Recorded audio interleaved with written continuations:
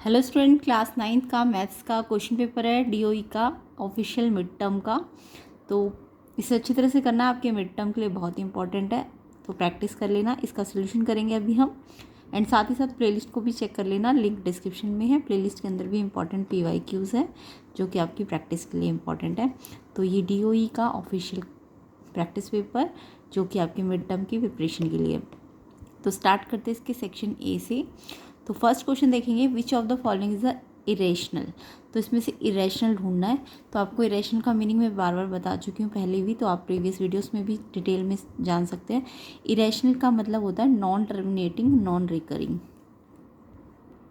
तो देखिए, irrational meaning non terminating होना चाहिए और नॉन रिकरिंग होना चाहिए। मतलब जो टर्मिनेटिंग भी ना हो, नॉन टर्मिनेटिंग हो और नॉन रिकरिंग हो।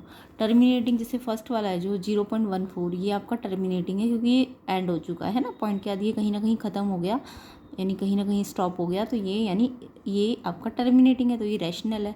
सेकेंड वाला देखो 0.1416, इसके ऊपर बार लगा है, क्या लगा हुआ है, बार। बार का मतलब ये रिपीटिंग है, तो ये आपका नॉन टर्मिनेटिंग तो है बट रिपीटिंग है। रिपीटिंग है तो ये इरेशनल नहीं है, ये रैशनल ही होगा। ठीक है, ये रैशनल है, ये रैशनल नहीं है क्योंकि रिपीटिंग वाले रैशनल होते हैं। ये भी देखो रिपीटिंग है क्योंकि यहाँ पे भी बार लगा हुआ है ऊपर, यानी 1416 रिपीट हो रहा है, तो यानी ये भी आपका रैशनल है। तो ये रैशनल, ये भी रैशनल, ये भी रैशनल। लास्ट वाला देखो 0.40, 1400, 14000, तो ये आपका देखो कहीं पे एंड भी नहीं हो रहा और ये रिपीट भी नहीं हो रहा। तो ऐसे नंबर जो एंड भी ना हो और रिपीट भी ना हो तो इनको हम इरेशनल कहते हैं।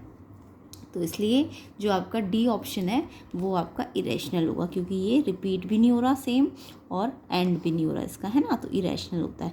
लाइक और इरेशनल बोलूँ तो √2 रूट से बाहर नहीं आ सकता, √3 आपका रूट से बाहर नहीं आ सकता, √5, ये सब इरेशनल होते हैं। ऐसे रेडिकल जो रूट से या क्यूब रूट से बाहर नहीं आ पाते वो भी इरेशनल होंगे। पाई जो होता है वो भी इरेशनल नंबर है।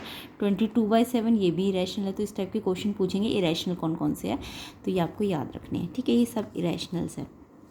ये रैशनल है, ये भी रैशनल है, जिस पे भी बार लगा होगा या सेम रिपीटिंग होगा वो रैशनल होंगे। सिर्फ ये वाला इरेशनल है, तो ऑप्शन डी इसका करेक्ट आंसर है।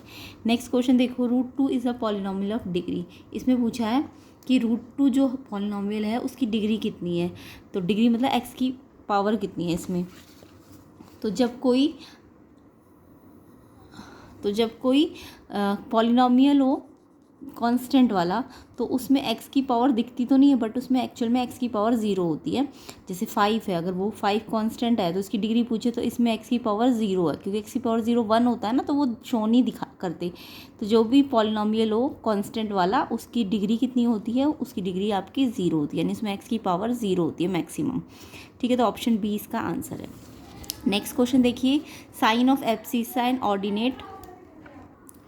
तो यहाँ पे साइन पूछा है एब्सिसा का और ऑर्डिनेट का सेकेंड क्वाड्रेंट में। तो एब्सिसा मतलब एक्स और ऑर्डिनेट मतलब वाई। ठीक है, तो सेकेंड क्वाड्रेंट का मतलब सबको पता होगा। सेकेंड क्वाड्रेंट क्या होता है, देखो सेकंड क्वाड्रेंट आपका ये फर्स्ट है तो प्लस प्लस होगा, सेकंड क्वाड्रेंट में एक्स माइनस होगा, वाई प्लस होगा, आगे एक्स होता है बाद में वाई होता है। तो एब्सिसा मतलब एक्स होता है और ऑर्डिनेट मतलब वाई होता है। तो सेकंड में एक्स नेगेटिव है और वाई पॉजिटिव है, तो एब्सिसा आपका नेगेटिव होगा, ऑर्डिनेट पॉजिटिव होगा, यानी सेकंड क्वाड्रेंट आपका नेगेटिव पॉजिटिव, ऑप्शन सी हो जाएगा। तो यहाँ पे तो बहुत ही सिंपल सा क्वेश्चन था, बस याद रखना एब्सिसा मतलब एक्स होता है, ऑर्डिनेट मतलब वाई होता है।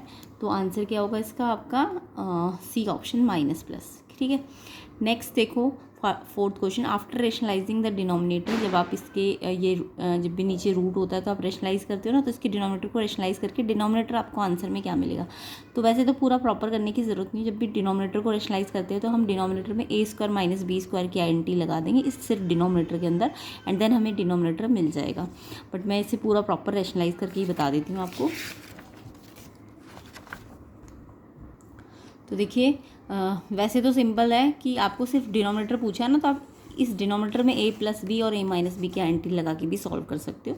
अदरवाइज़ कैसे करते हैं, देखो जब भी रेशनलाइज करना हो तो नीचे नेगेटिव है ना, इन दोनों के बीच में कैसा साइन है, नेगेटिव, तो आप रेशनलाइज करने के लिए इन दोनों के बीच में पॉजिटिव साइन ले लेना, ऊपर भी और नीचे भी। तो जो डिनोमिनेटर होता है ना हमेशा a-b और a+b की आइडेंटिटी देगा आपको। तो आप चाहो तो इस क्वेश्चन में सिर्फ इतना ही सॉल्व कर सकते थे, a-b a+b होता है a² - b², यानी इसको सॉल्व कर देते तो आपका आंसर आ जाता।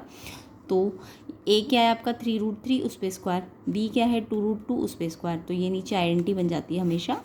तो आपका आंसर सिर्फ इसी से सॉल्व करके आ सकता था, बट मैंने पूरा ही कर दिया। तो 7 के साथ ये पूरा मल्टीप्लाई हो जाएगा ऊपर तो, बट आपको ऊपर वाले से लेना देना नहीं है, आपको जस्ट नीचे वाले को सॉल्व करके देखना है। तो 3√3 का स्क्वायर मतलब 3√3 का स्क्वायर होता है, मतलब 3√3 को 3√3 से मल्टीप्लाई करना है ना। तो कैसे मल्टीप्लाई करोगे, नंबर को नंबर से मल्टीप्लाई करो, 3 3 ज़ा 9, और √3 को √3 से मल्टीप्लाई करोगे तो जब सेम रूट 2 बार हो तो रूट हट जाता है। तो इस इन √3 का 3 आ जाएगा, और ये रूट नहीं था ना, ये 3 3 जा तो 9। तो नंबर से मल्टीप्लाई, रूट को रूट से मल्टीप्लाई करते हैं, और जब सेम रूट हो तो रूट हट जाता है। तो 9 3 ज़ा 27। सेम ऐसे इसमें करो, 2√2 को 2√2 से मल्टीप्लाई करना है, स्क्वायर है तो पहले 2 को 2 से करो 4, और √2 को √2 से करोगे तो 2 आ जाएगा, 4 2 जा 8। ठीक है, तो 9 3 या 27 माइनस का 8, हमें सिर्फ डिनोमिनेटर ही सॉल्व करना है। 27 माइनस 8 करोगे तो 19, तो डिनोमिनेटर आपका 19 आ जाएगा। ऑप्शन बी 19 इसका करेक्ट आंसर है। तो आई होप रेशनलाइज करना सबको आता होगा। अगर पूरा रेशनलाइज करने को कहते तो ये आंसर आता, बट फिलहाल डिनोमिनेटर पूछा है तो 19 आंसर है इसका। तो ऐसे ही डिटेल कंसेप्ट एंड सॉल्यूशंस आपको मिलेंगे प्लेलिस्ट के अंदर भी, PYQs और जो भी लेटेस्ट क्वेश्चन पेपर्स है, तो उसको आप ज़रूर प्रैक्टिस कर लेना। इसको तो करना ही करना है। बी ऑप्शन 19 इसका आंसर है। नेक्स्ट क्वेश्चन देखिए, degree of the zero polynomial. अब आपको यहाँ पे डिग्री पूछी है ज़ीरो पॉलिनोमियल की। तो ज़ीरो पॉलिनोमियल, अभी देखो फिलहाल जो क्वेश्चन आया था ना ऊपर, उसमें √2 पॉलिनोमियल की डिग्री पूछी थी। तो जब भी ऐसा कॉन्स्टेंट हो जो जीरो ना हो, नॉन जीरो हो, तो नॉन जीरो की डिग्री पूछते हैं तो आंसर क्या मिलता है, 0। ठीक है, बट अगर ज़ीरो पॉलिनोमियल की डिग्री पूछेंगे, किसकी, ज़ीरो पॉलिनोमियल की डिग्री पूछेंगे, तो वो नॉट डिफाइंड होती है। वो क्या होती है, नॉट डिफाइंड।